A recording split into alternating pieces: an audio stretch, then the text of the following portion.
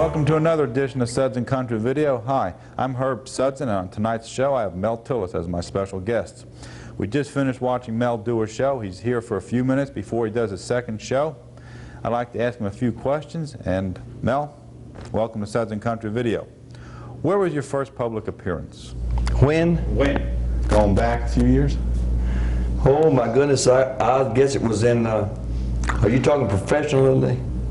Public appearance. Well, no, not professionally. You know, did you ever get out there and just ham it up on a local stage as a kid or anything? Oh yeah, I entered all the contests? All the talent shows and everything, yeah. The singer? At the Prince Theater. Well, as a comedian and a singer. Oh yeah, as a singer, mostly because I couldn't talk too well in those days. I still can't. But I was a singer in those days. I'd get up and entertain, and I'd get up at the Boy Scout camp, you know, and entertain the What kind of music did you sing in those days? Country? I'd do a mixture of it. There wasn't much country in those days. It was a big band, you know, Frank Sinatra. I'd do imitations of Frank Sinatra, Von Monroe. I like Spike Jones and those guys. When was your first break into business, into professional business? In 1956, I went to Nashville, and I had a song recorded by Webb Pierce called "I'm Tired." That was you wrote that song, true? Yes, I wrote the song, and it was out not too long ago by Ricky Skaggs. Did you have any influences that motivated you into the music business? Have any idols or anything like that in the past? Yes, I loved the Grand Ole Opry a lot. I really, in those days there weren't a lot of radio stations, and we picked it up on the Clear Channel out of WSM in Nashville, and we could pick it up on Saturday nights. We would save our batteries until Saturday, you know, to listen to the Grand Ole Opry. And then my mama, she'd listen to, I guess they were called the soaps in those days, December Bride and things like that in those days. And we'd listen to Corliss Archer and Henry Aldridge and the Inner Sanctum and all those old.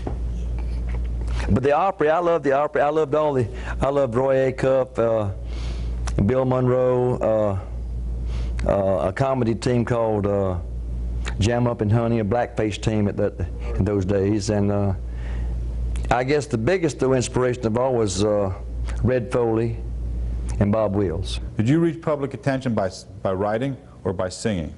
How did you get there first? I would say through writing.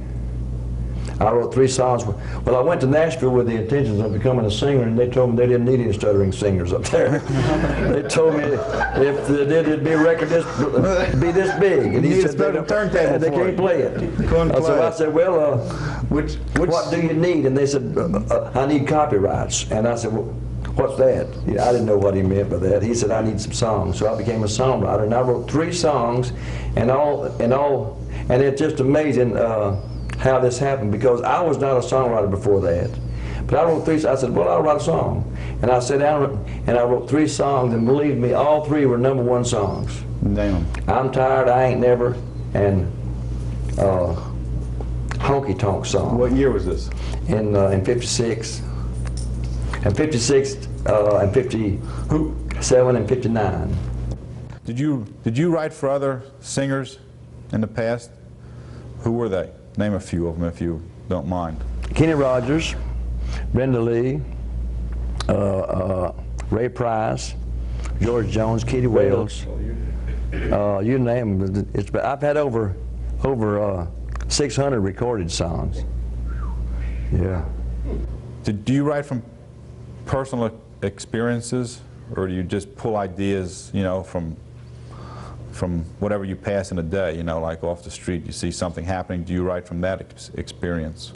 You can pick up an idea out of a newspaper, or a person can say something that will trigger an idea.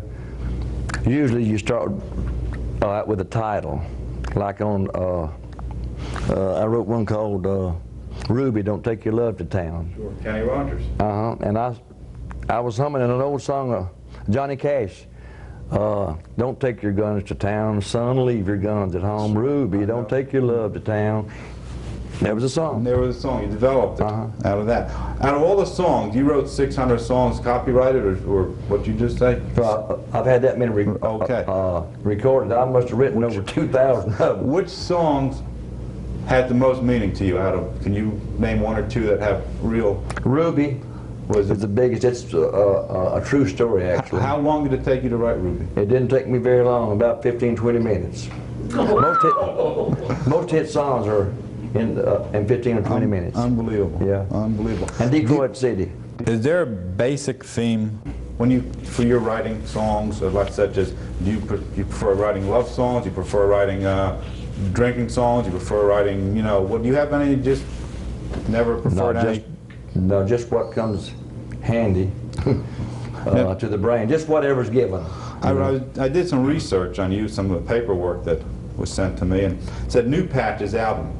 I read on the paper, said, it's back to basics. What did you mean? What did you mean by when you described New Patch's album as back to basics? New Patch is a great song that was written by Tommy Collins, and it's taken from the Bible.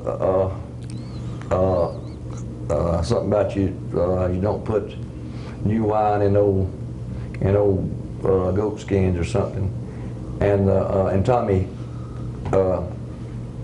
changed it up a little bit, but it's a really country song. It's a real traditional song. That's what I meant. What happened to country music a few years ago? You know, kind of went different directions. Do you think we're back on the track now? I don't know if they are or not. You've been in Nashville 30 years, so you've seen it changed the urban cowboy thing. Everybody said, "Lord, look here, you know, country's going to be big," and all the producers from L.A. and Chicago and New York, they started, and they moved to Tennessee, and the lawyers got involved, and the next thing you know, they were trying to cut pop and rock, and they were trying to compete. They were going after a younger audience, and I think it was the biggest mistake they ever made. Well, it didn't help our business any by doing that, because I said, and even today, I was just down in my home county, in West Palm Beach. I went in there, and he said, "Mel, we can't interview you. We don't interview anymore on the radio, and we can't play your new record because we got a tight playlist in my home county." And they said, "But we will let you introduce Paul Harvey." He's a new. That was the extent of it, and afterwards I said, it's still a tight list out there right now. He said, "Yeah, it's real tight," and he said, "We're aiming for a younger audience." And I wanted to say, I wish that you would go to a Kmart store or a Walmart or a Sears and sit out in front and see how many young people go in them stores. Right, right. It's older people. It used to be that country music was music for everybody, the young and the middle and the old. The word crossover, you don't think helped us at all with the country folks? Did you ever sing duets with anybody? Oh my goodness, I was with a girl by the name of Sue York on a little label, unknown label, Rick label. And then I had Sherry Bryce. We had I don't know, 5 or 6 albums together. And then I had an album out with Nancy Sinatra. I played a song yesterday by Nancy Sinatra. What was it, Cowboy's Dream? No, we had something about a cowboy. What was the cowboy? Something with a cowboy in it. I can't remember. I forgot. I played it yesterday at the 45. Yeah. Talk about your hit singles and your albums. Go ahead. Tell us about, how many hit singles did you have? 38 singles, 37 singles. The ones you recorded. These are your Mel Tillis recorded songs. Top 10 records. I had about 18 number ones, about 37 number in the top 10. Just take a ballpark figure. How many songs did you write that hit the number one? Can you have from the other artists that recorded? Well, let's see. I got about 25 awards. That was my next question. BMI awards. How do you 26. 26. I got a new one. When you cut an album, how do you determine an A side of the record from a B side? I can never figure out what makes an A side record and a B side. Well, everybody says, boy, that's the one, that's the one. Oh, that's how they point the finger Yeah, to the that's one, it. huh? That's right there. That's the A side, huh? Yeah. And the B side is just some other Anything, cut yeah. off the Put that album. on it. And then how do you decide the next A side? Because usually you get a couple records off, a couple singles off an album. Usually you get about 3 or 4. Get some mileage out of Yeah. that album. Uh-huh. And they point the finger to the next one, say this is the other A side, huh? It depends on the weather, time of the year, the timing on the song, the contents of the lyrics, and everything like that. That all has bearing on the Yes, it does. and the time of the year and the people and the mood and what's going on. That's right. Going back to the awards, go run through the CMA awards you had. On were Easter, you comedy put out a Peter comedian? Rabbit song. What? On Easter, you put out a Peter Rabbit song. That's all easy as that, huh? CMA awards. You got a few awards. I won Entertainer of the Year in when was it, Edgar? 76. You had a few more awards. I won the Comedian Award. That's it. I read 5 years in a row, or 6 years. 5 years. And have you, other than CMA, did you? Songwriter Hall of Fame. What country, other than the United States, enjoys country music as much as we do? Well, I believe England is pretty good at that. It has to be real traditional. They go back Real to the traditional Barbara sound? Mandrell went over there, bless her heart, and she had her big show, you know, that she does, and it's a good show, you know. It's contemporary, and she mixes it up, you know. She does a little bit of everything, but they didn't like it over there at all. They wanted it to be real country. Incidentally, one of the biggest acts over there, the little fellow by the name of Vernon Oxford, and I mean, he's as country as they come. So if you're really country, you can do real over there. Australia is another good place These to are go. all English-speaking countries. Now, where in the world, how do they understand what country music is in a country where they don't speak English? Do they In Germany? Germany, or, you know. They do them in German. Well, the Mel Tillis, how does Mel Tillis do it in German? You don't do Well, it? know, I never had a release in Germany that I know of. Okay. But now Brenda Lee, she does them all. She sings them all in different languages. Right. I didn't know that. And I told them, I said, hell, they're going to have to take mine as it is, because I can't even I haven't got past English yet. Let's talk about your new single, what you have out now. It's a song that was written by Norman Mailer, of all people. He's and Angelo Badalamenti, he did the music. Angelo lives in New York. He'll be here tonight on the Late Show. Okay.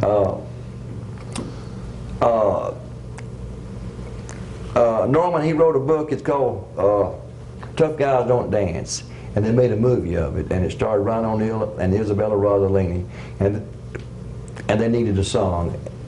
And Norman, I think, he wrote the lyrics, and then Angelo did the music, and it's called You'll Come Back, You Always Do. Let's talk about your autobiography, The Stuttering Boy. Well, there's not much to say about that. I put it out, and I didn't have a lot of backing on it, and I got into a tremendous argument with the people that put it out, and they sanitized me. They cleaned the book up a lot. They took out about 300 pages. I had it, boy, that thick, and we can't. And they got it. We've been, you know, so they lost all my mother's pictures, the old pictures that Mom had for years and years and years, and I got so mad at them I could die. And I think I made them mad, and I got the book back. I bought them all back. I think it did about 30,000. It's not in the stores anymore. Books. It's in paperback, but I bought all the hardbacks they had left, and I got the rights back. And I'll re-release it later on down the line under a new title, probably Mel. Describe classic country music, 1988. Are you going to go back to when we were? How are you going to describe, like 25 years ago, we had Hank Williams and we had Lefty Frizzell and Patsy Cline. Describe country music, what we're going to be able to talk about. No, it's not very hard. I don't think Is it such a thing as many of them will be remembered. That's it. Except with the exception of the ones that are coming Pulling back in the old now. days. Right, they're the ones that are going to be remembered. Dwight Yoakam. Everything he puts out is an old song, it sounds like. Well, the new song, by Duets is an old Let's for Sale song. Which one's that? Always Always Late. Late with Your Kisses. Yeah, that's a. And Honky Tonk Man was an That old was song. a Johnny Horton song. Johnny wasn't it? Horton. Sure, he did that in '59. Well, I have no There more are some good questions. songs that are coming along, like Bones, Bones. Digging Yeah, Up Bones. Digging Up Bones, sure. It's a good country song. Who's going to be remembered the most 25 years from now as being, you know, a Hank Williams or a Lefty Frizzell or a Patsy Cline? Are we going to talk about the most as far as the entertainers are concerned today? I'd say Randy Travis, George Strait, Females. Ricky Skaggs, and Reba McEntire, I think.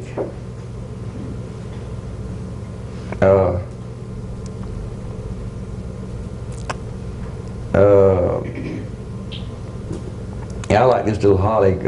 Holly Dunn. Holly Dunn. Holly Dunn. I like her a I saw lot. her in concert a few months back.